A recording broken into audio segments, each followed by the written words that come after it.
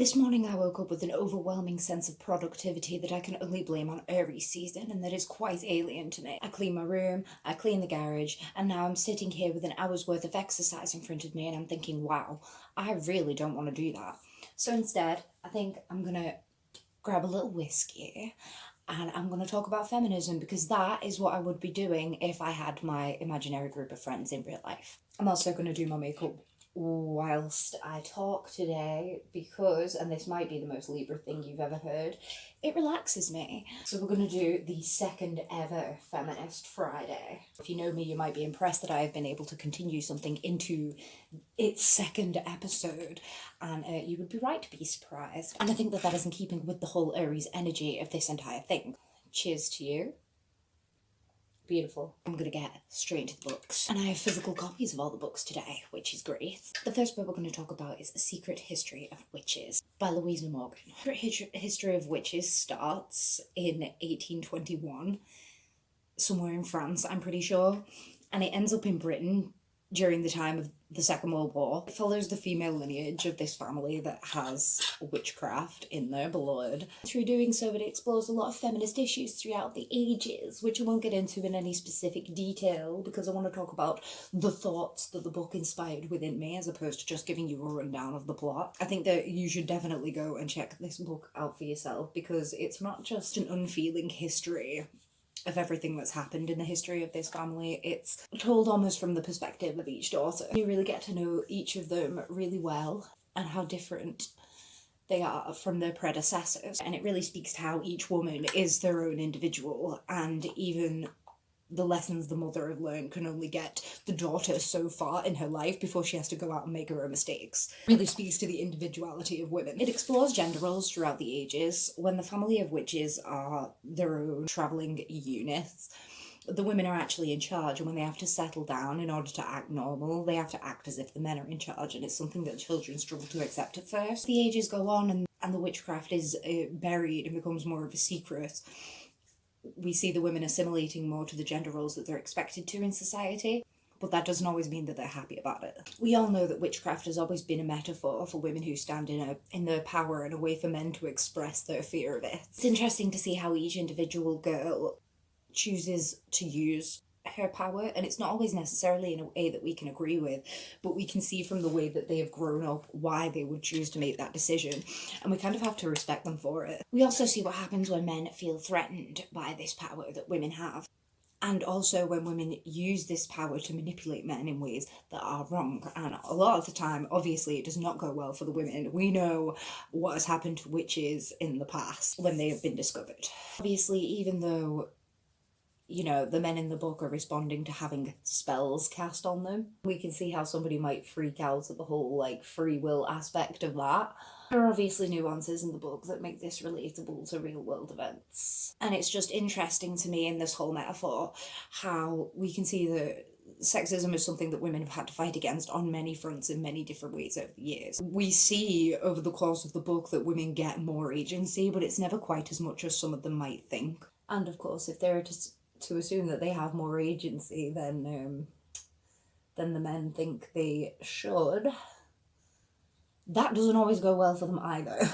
I think my favourite part of the whole book is that each character is unique and she has her own individual strengths and weaknesses, and that even though you may not think that the character is a particularly nice woman, you can see that they are all strong women in their own right, and they have all used their powers in the way that they see fit in order to get what they feel the world hasn't given them. It's a really, really good read, and it ends with witches fighting in World War II. And if you're not convinced by that, I really don't know what else you want me to say. I would read sequels and prequels of this book for ages, and I think that it would be great. I think that it would be really cool to see these people's ancestors sitting in a coffee shop nowadays with witchcraft back in full swing. They obviously wouldn't even know their lineage or anything like that, but we would know, and it would be pretty cool, right? And it would also be interesting to see, the roots of the witch family and, what they came from and what was going on before they had to assimilate into normal life. The next book I'm going to talk about is Happy Ever After by Adele Jarris. I picked this book up in the library when I was younger and I never stopped thinking about it, so I ordered it off Amazon a couple of years ago and it was still just as haunting and just as beautiful as when I first read it. The story centres around three girls who go to school together: Alice, Megan and Bella. Each girl gets her own story told from her own point of view, and they focus on like different aspects of growing up as a woman, and the whole thing ends with them leaving school where they've all stayed in this tower room together a la Rapunzel, in this big fat juicy metaphor for all the growing up they've done. But considering that some of this growing up involves a relationship with a teacher and also surviving an SA, I'm gonna issue a quick trigger warning here. First up is Megan, who has lived in the tower her whole life, grown up at the school with her adoptive mother, and so as a result she's kind of the most sheltered of the three. She's not the most childish by any means, since that's Alice, but she is the most sensible. So it's a shock to everyone, including her, when she pursues a relationship with the new male teacher at the school, Simon. I think that the message that was trying to be portrayed in this book, and it's set in the 50s, so I'm not entirely sure when it was written, but it's a little outdated in its thinking, let's say. And you can see this in how this story resolves itself. The point that the book tries to make is that in school, sexuality is forced on girls. In the book, it's in the form of, you know, really sexy poetry and things that they read in English class. And I actually remember reading something similar to this in a Jacqueline Wilson book once, in one of the Girls in Love books. They're obviously reading like Romeo and Juliet or something, and it's mentioned that everything they read in school is so romantic, and yet they're expected to be such unromantic, unsexual creatures. And it's the same thing in this. Nowadays, the poetry that we're forced to study in our high school English classes are so nonsensical to us that it would be hard to imagine anybody getting all hot and flustered over them. But at one point somebody must have, and it was these girls. And sexuality is being forced on them in the same way that it's forced on young girls nowadays through advertisements and OnlyFans and Facebook and Instagram and whatnot. And yet the message that young girls receive every day is that they are supposed to be pure until marriage. Still, they are told that they are supposed to be pure. They're supposed to save themselves at least for someone who they really love. And of course, what is real love? Nobody knows. So in essence, they are supposed to save themselves forever. How can girls be expected to live in a world so surrounded by sex and sexuality and yet not want to experience it for themselves? Especially when it's literally being rammed down their throats in the form of poetry and goddamn Shakespeare, who was one horny motherfucker, let me tell you. I think that the real issue with this part of the story for me is obviously the mixed messages about nonsing that we get here. The story is told from Megan's point of view, so we have to see how real and pure and true the love is from her perspective. She really believes that Simon is in love with her, even though we can see as adults reading it that he's an absolute creep. He's got this weird obsession with her, and I understand that is because of the whole Rapunzel theme. Oh yeah, each story is like loosely based on a fairy tale, and that's like one of the elements that I really like about the book as well, so I don't know why I didn't mention that earlier. So Megan is Rapunzel because obviously she's been locked in the tower her whole life and she doesn't know any better, and Simon takes advantage of that. He sees that she's the sensible one and the one who would be most surprised that she was the one who he looked at out of this school full of young women. The relationship is somewhat portrayed in a positive light. Megan and Simon do run off together, and it comes across as her defying the oppressive force that is her adoptive mother.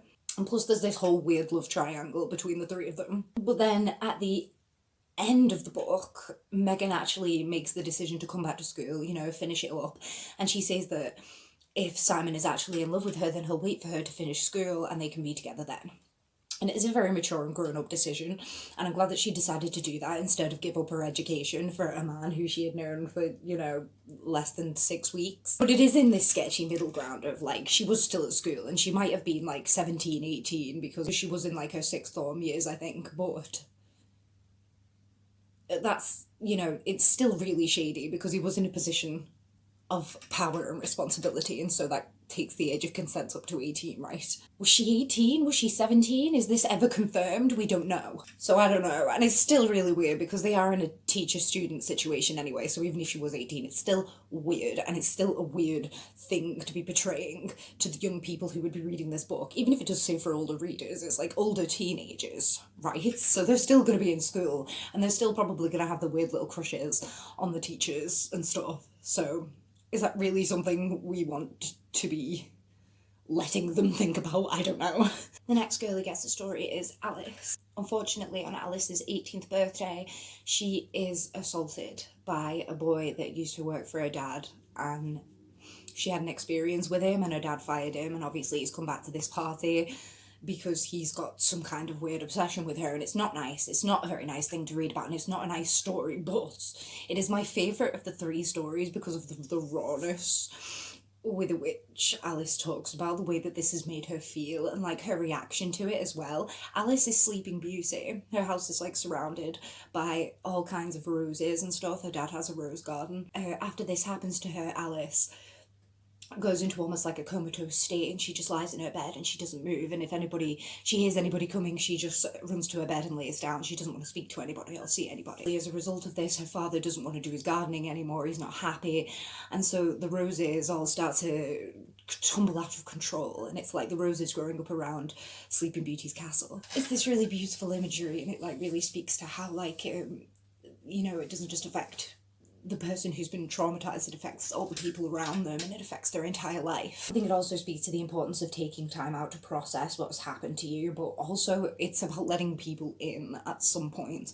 You can only isolate yourself for so long until that starts to be harmful rather than good, and eventually you have to open yourself up to people again in order to have a full life experience. I think the fact that this horrible, horrible thing happened to Alice, who, like I said earlier, is the most childish and innocent of the 3, it wasn't that she, deserved it any less, because none of them deserved it at all. Nobody deserves it, but it was the most shocking to see it happen to her, and it really drove home this thing that it can happen to anyone, because Alice wasn't interested in boys. She wasn't the one going out to meet boys in the middle of the night. She wasn't the one getting involved with a fucking teacher, and yet she was the one who this awful thing happened to.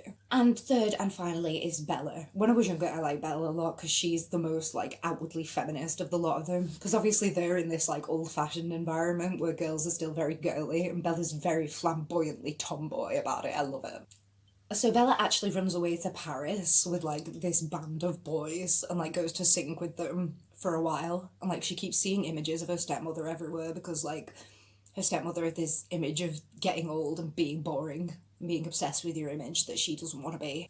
And yet she is young and beautiful, and so there is a part of you that is always going to be obsessed with your image because it's always been told that that's the most important part of you. And for Bella, this is especially true because her role model, her stepmother, growing up, was so obsessed with her image. It's a cycle. It goes on. It goes down through generations. I like this story because it explores how, women can be detrimental to women instead of just men.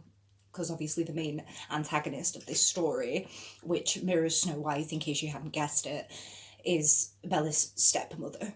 She sees people who look like her stepmother while she is in Paris, and she's convinced that her stepmother has followed her and is trying to kill her because right after she does, something bad always happens. I think in that there is this lesson about not blaming your evil stepmother for all of the wrongs in your life, but I've never had a stepmother, thank God, so I can't speak to that.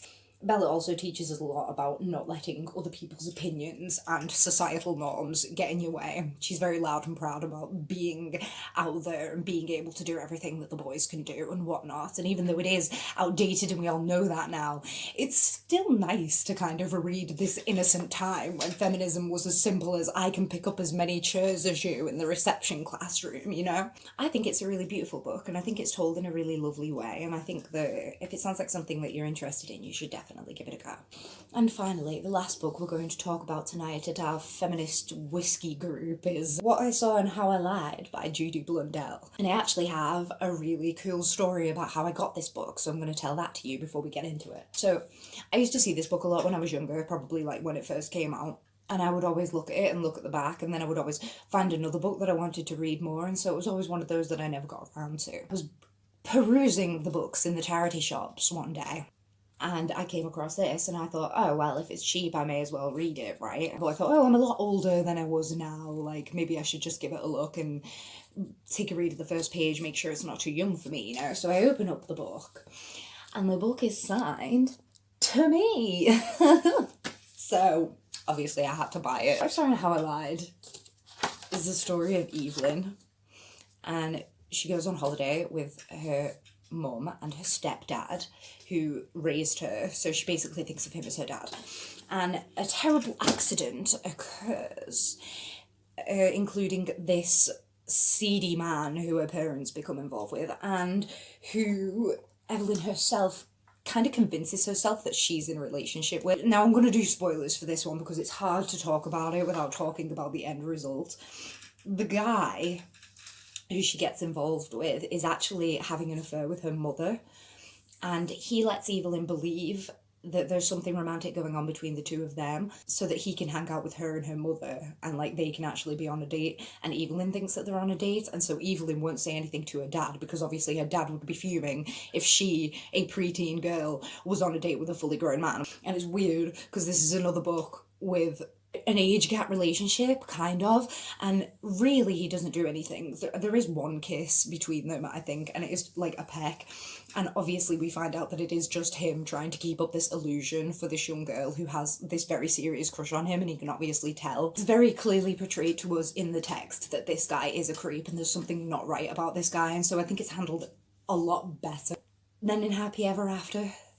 But obviously the girl involved is a lot younger in this one, and I'm pretty sure the man's a lot older as well, so yeah, that would have been a complete no-no anyway. I'm not going to give away too much else. All I'm going to really say about it is, although there is like this mystery and intrigue and this whole film noir feel that the book has, and it's very dramatic and strange, and it's also got this sunny seaside feel, which is very off-putting. The book really does centre around Evie and what she has learned from watching her mother. Her mother's a really beautiful woman, and Evelyn aspires to be just as beautiful as she is, but she's also seen the way that her mother has been treated because of her beauty. Like, her mother's always been branded as slag, and like her stepdad always thinks that she's cheating, but then she is cheating. A lot of the book speaks to just the realization that your parents are not infallible and they are not the superheroes that you believe them to be when you were younger. It's very much a coming of age story for Evelyn because there's a lot of those themes that are like obviously first love and the whole parents thing. It's upsetting after seeing how much Evie really worships her mother, having her mother upset her like that and betray her like that, at least in her eyes. It's because Evelyn is finally becoming a woman and she sees her and her mother as equals now, whereas her mother still sees her as a child, and so does her stepdad. And this comes into other aspects of the plot where actually Evelyn has a lot more power than perhaps the parents realise. Every woman has a lot more power than you might realise, and that's the way I'm going to leave this one off because I have nothing left to talk about and I've finished my drink. See? That was today's edition of Feminist Friday. I've had a wonderful time speaking with you. Hope you grabbed a whiskey. Hope you felt those feminist vibes. And I'll see you next time.